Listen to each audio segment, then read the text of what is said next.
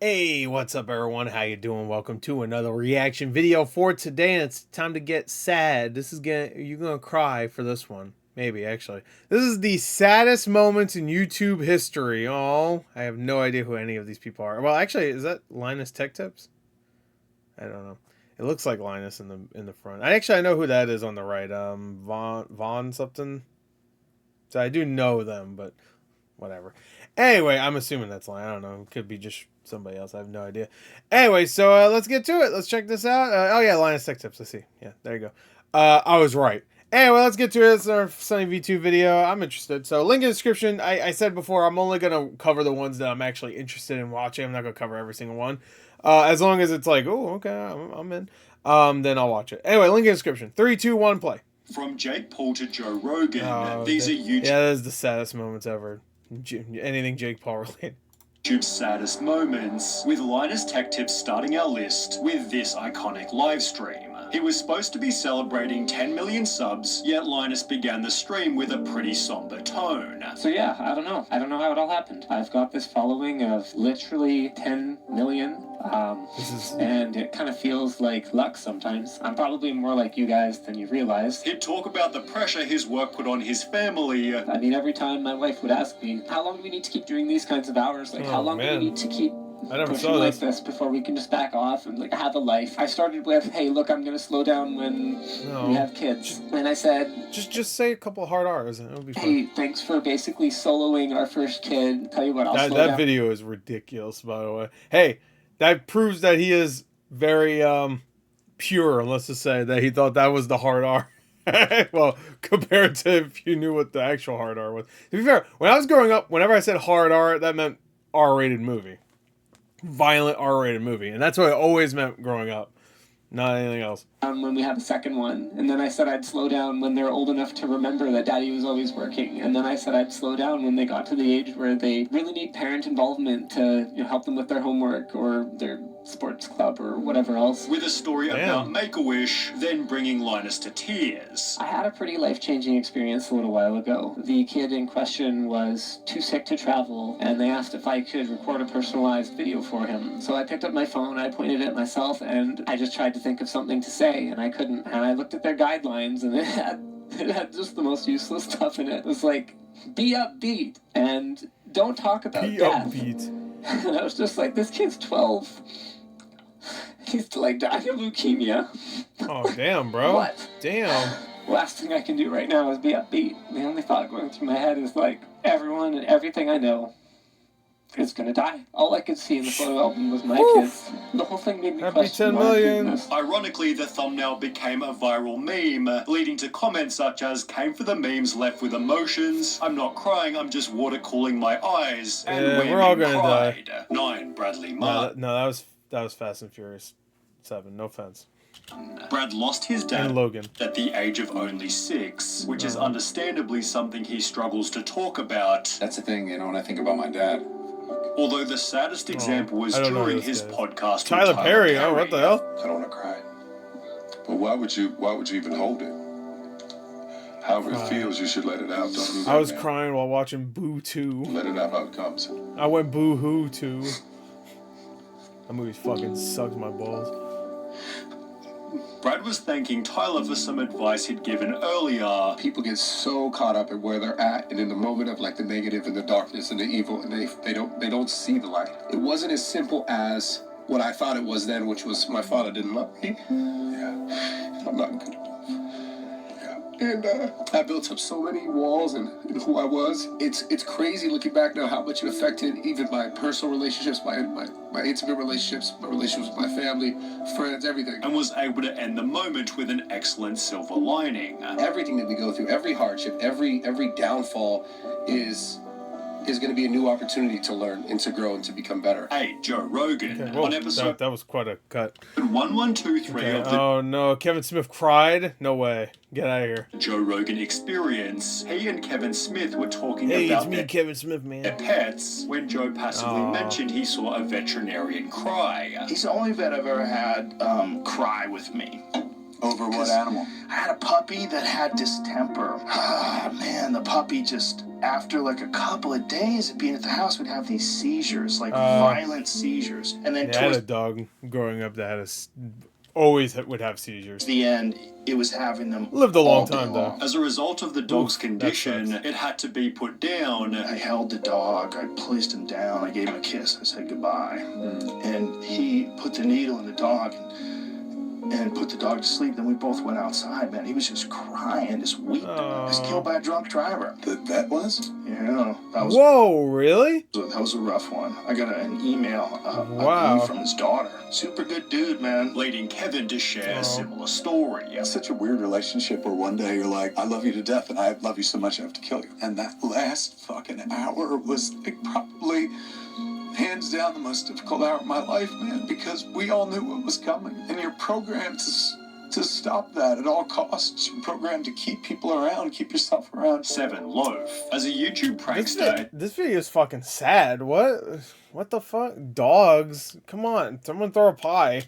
It seemed as though Lofe was always having fun. So when he posted a video titled YouTube Saved My Life with a depressing thumbnail and the following intro. Failure, loser, and loner are the 3 words that I would use to describe myself. GorTheMovieGod. It seemed the audience was in for something different. Lofe began by stating he had a tough time growing up. High school was a hard time for me. I was really insecure. I was really unsure of myself. I got bullied pretty bad. And thought that starting YouTube would help to keep him safe. If I can make them laugh, then they're not gonna hurt me. However, Lofe struggled to find success. For a while, it was just terrible, nothing was happening. I would be embarrassed when people would ask me what I did. Even feeling like a failure in the presence of his parents. My parents have never understood, the YouTube thing. That's probably, the hardest part, because it's just every kid wants to make their parents proud. You know what I mean? Since then, however, Lofe has found massive success, recently announcing he was able to buy a house. Hell yeah, bro. And I was able to buy it 100% with cash, which was also a big goal of mine. 6. Syndicate. Similar to Linus, Syndicate was part of the Make-A-Wish program. I'm trying to remember why do I know who Syndicate is? Being chosen. I thought Syndicate was a group. Am I losing it? By a kid named Alec for the. No, yeah, he's just a gamer guy, right? Spend a day together. This resulted in a video titled "Making His Wish Come True," in which they flew in a helicopter and became extremely close. Give me a high five. No, I was really fast. Did you enjoy the helicopter ride then? Syndicate inspired Alec to open his own channel. Hi everybody. Thank you so much. We're over 200 subscribers already. That's pretty crazy. However, just 43 days later, Syndicate made a tragic announcement. They gave me permission to be able to let you guys know that, unfortunately, he did lose his battle. And now he's in a better place because he really wasn't in a good spot. So, thank you so much. 5. Cenat. Wow. Kai was trying to be... That one was straight to the point. Cenat? Oh no. What did he do? Did he burn down his house again? Twitch's most subscribed streamer, setting a goal of 80,000 to overtake XQC. When he'd reached the Thank fuck for that. milestone in late... I'll give XQC some credit. He did that, he called everybody out that wasn't talking about the Chris Tyson situation. So, I'll give XQC that. Besides that, though, I can't stand him. 2022, he almost couldn't handle it. 80,000 is crazy. No, 80,000 is crazy. But getting a supportive call from his mum sent Kai over the edge. I'd be like, 80,000 people watching me? The fuck is wrong with you? Me, not him. I'm talking about me, if I had that. Like, what is the fuck wrong with you? I'd ban everybody. You're number one. I mean, we watching. I'm so proud of you, everybody. Babe, I love you so much. Babe, I'm so proud of you. You're number one. And you my son. And I'm so happy. You beat that white French guy. Good job. Wait, XQC's French, right? Anything like French Canadian or something? I don't know. The world knows that you all I know is that I can't understand half the shit he's saying. like this for a long time. But to be fair, most of the time I don't understand what most people are saying nowadays because everybody speaks in fucking brain rot. So. You We just finding out. My son works hard. He's a grinder every day, every night. You number one and you my son, and I'm proud to be your mum. Man, straight tears right there. For Matthew Santoro. Oh, yeah. Nicole Arbor was his... That's cool, but I don't know if I'd put that above the Syndicate one. Girlfriend, and they seemed like a healthy YouTube couple. However, 4 months after separating, Matthew uploaded a video titled My Abuse Story. Oh, shit. Oh, I do remember this. Yes, I do remember this. Wow, that was that long ago this happened? Something people ever talk about, but I feel compelled to because I was in an abusive relationship. He began by explaining that Nicole was very controlling. This individual that I was with was extremely jealous. I had to cut every female out of my life, out of social media, delete every number out of my phone. Before adding hit. Nah, see, I wouldn't be able to do that. I'd be like, nah, the pussy ain't even that Being good. hit by her in the middle of an argument. This person prevented me from leaving. Well, actually, I don't have any friends, so I guess it doesn't matter. It said you're not going. Oh yeah, I'll delete them. I'll delete all my friends from my phone. Boop boop boop. I'm deleting them all. Tapping a blank screen. Oh, they're all gone. No one.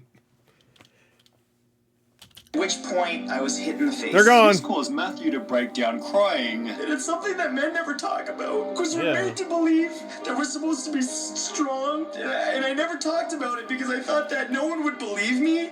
No one would give a shit. I think I could speak for everyone that if he suplexed her into a table, I think everybody would be okay with it. Leading to one of the saddest videos ever uploaded to YouTube. There's people that love you, and you don't need to be in that relationship. You don't need to be with someone that hates you and uses you and manipulates you to do everything that they want. 3. Jake Paul. In late What happened to Jake Paul? What the fuck? 2019, Jake announced he was basically quitting YouTube. Oh no, that would make me cry too. You know, tears of joy. But to train for a boxing match he'd scheduled against Anderson Gibb. I'll give him credit. Well, if this actually is sad, I'll give him credit. The fight became his sole focus for almost half a year, and while he would eventually win, Jake revealed on Logan's podcast his life felt meaningless after. Like, I win the fight, right? That was my sole focus and purpose. All of a sudden, I get back to LA, I'm by myself, like, sitting in the fucking room, and I'm like, what do I do? In addition to feeling directionless, Jake explained he was dealing with 4 different lawsuits. And then I wake up the next day, have a phone call, like... Why are these numbered? Like, I'm sorry, I had to enter. I'm sorry, your story's sad. I guess. But, why are these numbered? Because I'm assuming they're not supposed to be like, this is sadder than this one, you know what I mean? I don't think it's supposed to be, but... Like, usually SunnyV2 doesn't number them. He usually just goes like, here we go. Here's like 10 or so, or maybe not even 10.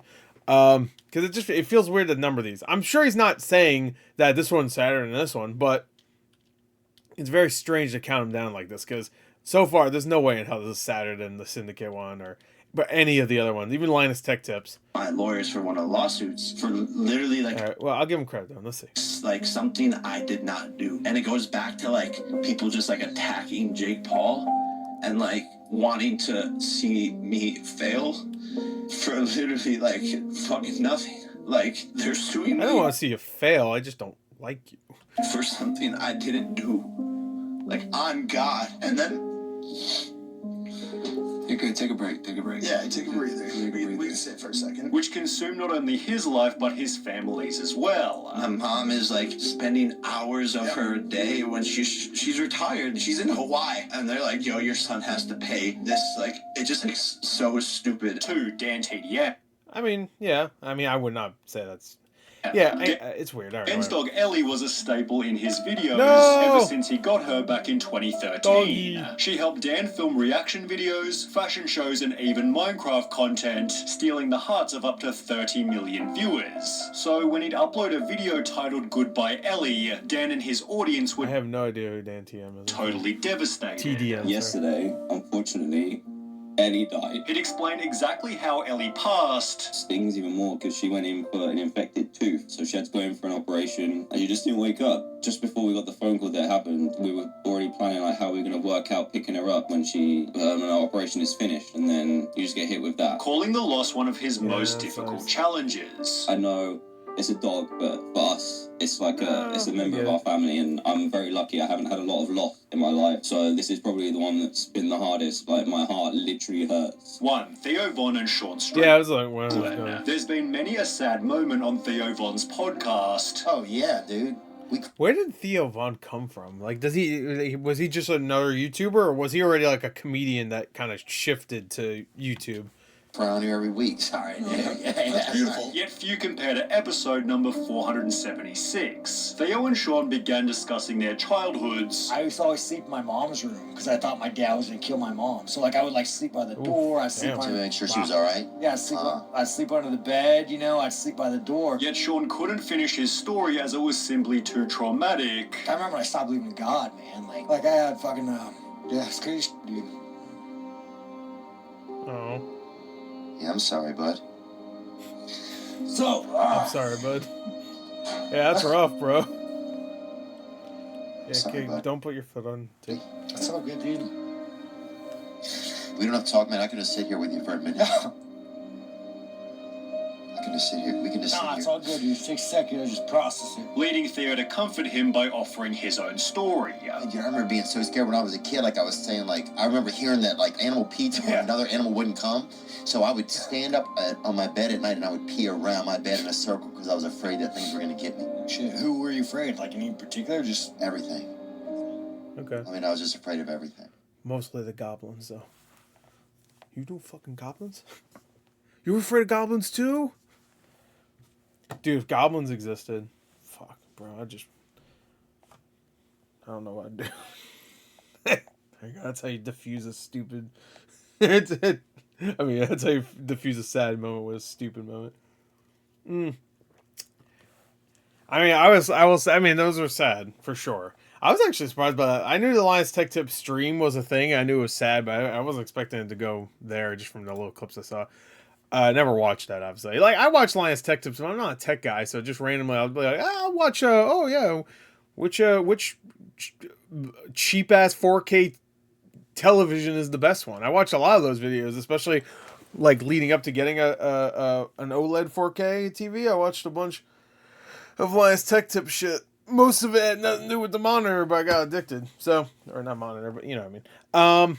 Anyway, all right, that was good. That was sad. Hey, some of those were pretty damn sad. Like, I'm an emotional desert, but I just don't cry a lot is my problem. Also, I don't know who almost any of them are. I guess that fucking doesn't help. But that's when I do get got, I don't cry. I'm a fucking pussy. No, I just don't cry. I am a pussy, but I don't cry for some reason. But when I get really got, it gets me. And I always think, every time I get got, it gets me. This one had some good moments, so I will say. Very sad. Dogs dying. The Make-A-Wish. I feel like the Syndicate Make-A-Wish one was, I don't know. I feel like that one it did a good job of telling it, like, oh, they became friends for like a month and a half before he passed away. But I feel like it was a little too quick. I feel like there was a lot more there. I don't know.